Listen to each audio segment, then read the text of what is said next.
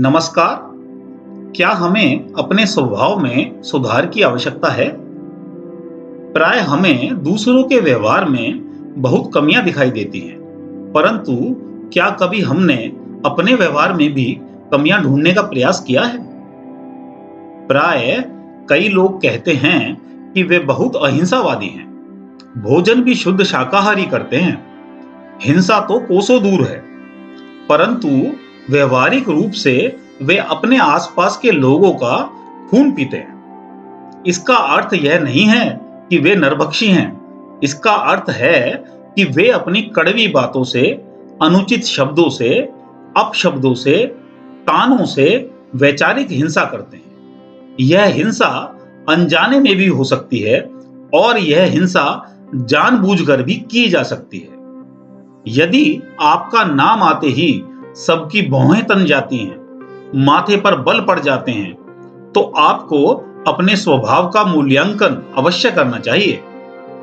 यदि हम अपने सारे कर्तव्य, अपने सारे दायित्व सुचारू रूप से निभाते हैं, परंतु हमारा स्वभाव सही नहीं है, तो हम सभी के लिए अप्रिय हो जाएंगे। उचित व अच्छे कर्म करते हुए भी हमारे लिए किसी के दिल में सम्मान का भाव, प्रेम का भाव उत्पन्न नहीं होता, तो यह हमारे स्वभाव की कमी हो सकती है। शब्द ही खुशी, शब्द ही गम, शब्द ही पीड़ा, शब्द ही मरहम।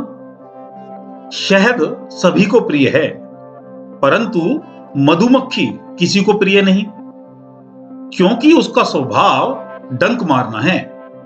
मधुमक्खी का कार्य मधु यानी शहद बनाना है, जो मीठा है, प्रिय है, परंतु उसका व्यवहार किसी को प्रिय नहीं, क्योंकि वह डंक मारती है। हम भी कहीं अपने आसपास के लोगों को अपशब्दों से, तानों से डंक तो नहीं मारते। कड़वे और अनुचित शब्दों से मन में डंक जैसी ही अनुभूति होती है। हम अपने स्वभाव का मूल्यांकन स्वयं करें, आत्मचिंतन करें और यथा योग्य परिवर्तन के लिए प्रयत्न करें। कबीरदास जी ने कहा है, ऐसी बानी बोलिए मन का आपा खोए, औरन को शीतल करे आपहु शीतल होए। हमें ऐसी वाणी बोलनी चाहिए जिससे हमारे मन में भी शीतलता रहे और दूसरों को भी शीतलता पहुंचे। हमारे मन का स्वाभाविक रूप से जैसा भाव है, हमारे शब्द भी वैसे ही होने चाहिए।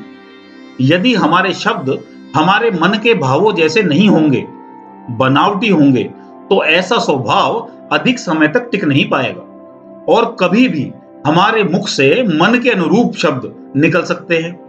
फिर सभी हमारे वास्तविक स्वभाव से परिचित हो जाएंगे। इसलिए हम अपने मन के भावों को शुद्ध रखें और भावों के अनुरूप ही अपनी वाणी रखें। यदि हम सभी को अपना मानकर मीठी वाणी का प्रयोग करेंगे, तो जीवन में सभी से सरलता से सम्मान पा सकते हैं। मीठी वाणी बड़ी से बड़ी कठिनाई में भी सरलता से मार्ग बना देती है। तुलसी मीठे वचन ते सुख उपजहु चहु और, बसीकरण एक मंत्र है परिहरु वचन कठोर। मीठी वाणी बोलने से चारों ओर सुख का प्रकाश फैलता है और मीठी बोली से किसी को भी अपनी ओर सम्मोहित किया जा सकता है।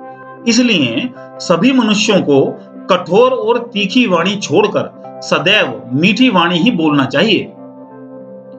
आगे कह मृदु वचन बनाई, पाछे अनहित मन कुटलाई, जाकर चित अहिगत संभाई, अस कुमित्र परिहर ही भलाई। तुलसीदास जी कहते हैं कि ऐसे मित्र जो आपके सामने बनाकर मीठा बोलता है और मन ही मन आपके लिए बुराई का भाव रखता है, जिसका मन सांप के चाल के समान टेढ़ा है, ऐसे खराब मित्र का त्याग कर देने में ही भलाई है।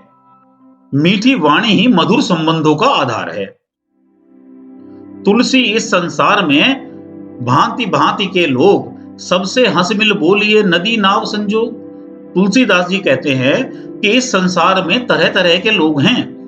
हमें सभी से प्यार के साथ मिलना जुलना चाहिए, ठीक वैसे ही जैसे एक नौका नदी में प्यार के साथ सफर करते हुए दूसरे किनारे तक पहुंच जाती है, वैसे ही मनुष्य भी अपने इस सौम्य व्यवहार से भव सागर के उस पार अवश्य ही पहुंच जाएगा। आपको हमारी यह वीडियो अच्छी लगी है तो लाइक, कमेंट व शेयर करें। आप हमारे चैनल पर पहली बार आए हैं तो चैनल सब्सक्राइब करके बेल आइकन अवश्य दबाएं। धन्यवाद।